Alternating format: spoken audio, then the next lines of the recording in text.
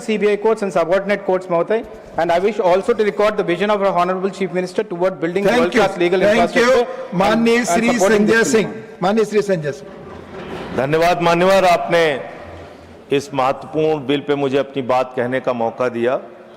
मान्यवर, जिस तरह से देश में अपराधों की संख्या बढ़ रही है, हत्या, लूट, बलात्कार, जमीनों पे कब्जा करने की घटनाएं बढ़ रही हैं, उसी प्रकार से जजों की भी संख्या बढ़नी चाहिए और कोर्ट्स की भी संख्या बढ़नी चाहिए, कोर्ट रूम की हालत भी सुधरनी चाहिए। उस दिशा में ये एक अच्छी पहल है सरकार की ओर से। लेकिन मान्यवर, मैं आपके माध्यम से इस सरकार से पूछना चाहता हूं कि देश के जिला न्यायालयों में 5 करोड़ केसेस पेंडिंग पड़े हुए हैं। 5 करोड़ केसेस पेंडिंग पड़े हुए हैं। देश के हाई कोर्ट्स के अंदर 60 से 65 लाख केसेस पेंडिंग पड़े हुए हैं। सुप्रीम कोर्ट के अंदर 96,000 केसेस पेंडिंग पड़े हुए हैं। क्या उसके हिसाब से आपके पास जजेज की संख्या पर्याप्त है?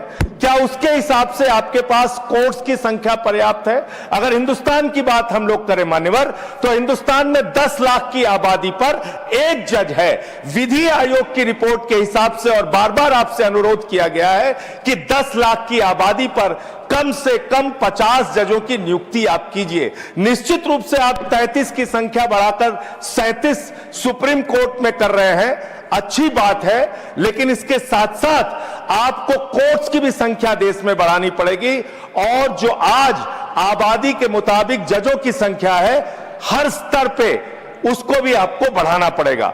मान्यवर, मैं आपके माध्यम से यह सरकार से पूछना चाहता हूं, कांसीराम जी का नारा था, जिसकी जितनी संख्या भारी उसकी उतनी भागीदारी।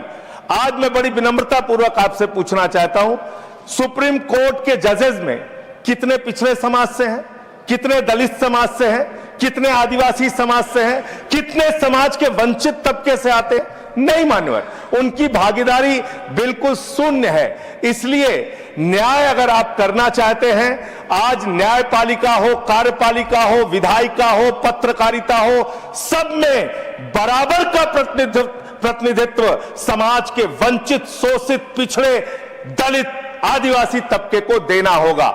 इसके साथ साथ मैं अनुरोध यह भी सरकार से करना चाहता हूं, न्याय की स्थापना तब होती है जब ऊपर से लेकर नीचे तक न्याय करता हुआ दिखे। लेकिन बड़े अफसोस की बात है, 15 साल की बच्ची से प्रधानमंत्री लड़ेंगे तो कैसे न्याय होगा? सर, मुझे अपनी बात खत्म करने में समय बचा है। समय बचा है, मैं कह रहा हूं, बोल रहा हूं सर। आप बोलिए, पर बिल पर खत्म कर रहा हूं, बिल पे ही बोल रहा हूं सर, बिल पे ही बोल रहा हूं, इतनी देर तक बिल पे बोला। सर, मेरा अनुरोध ये है कि सरकार ऊपर से लेकर नीचे तक न्याय करती हुई दिखे। 15 साल की बच्ची से बहुत ही दुर्भाग्यपूर्ण है। 15 साल की बच्ची को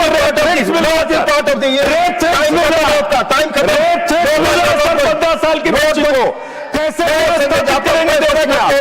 धन्यवाद माननीय सदस्यगण, आपको मालूम है, प्लीज बोल।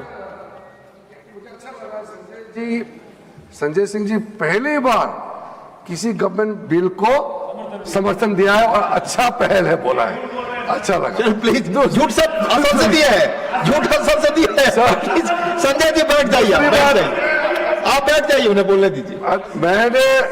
मैंने आपको तारीफ इसलिए किया क्योंकि आपने बिल को अच्छा पहल बोला। दूसरी बात, उन्होंने SC ST रिजर्वेशन जुडिशरी में बताया, ये अपॉइंटमेंट नोटिफिकेशन सरकार जरूर करते हैं, नाम तय तो कॉलेजम करते हैं। वहां SC ST का नाम अगर कॉलेजम नहीं भेजेंगे, सरकार अपने आप से नाम ढूंढ करके अपॉइंट कर नहीं सकता है। इसलिए कहीं गलत मैसेज ना जाए कि सरकार SC ST का अनदेखा किया गया है, गलत मैसेज ना जाए, इसलिए मैं स्पष्टीकरण करने के लिए खड़ा हुआ। धन्यवाद। माननीय सदस्यगण, प्लीज नो प्लीज। माननीय सदस्यगण, मेरा आप सबसे निवेदन है, एक मेरा आप दोनों बैठ जाए, it is not going on record. No, नहीं। माननीय सदस्यगण, आप सभी अच्छी तरह जानते हैं कि बड़े पदों पर बैठे हुए लोगों के बारे में कोई टिप्पणी करना चाहते हैं तो सब्सटेंसी मोशन लाना चाहते हैं। अब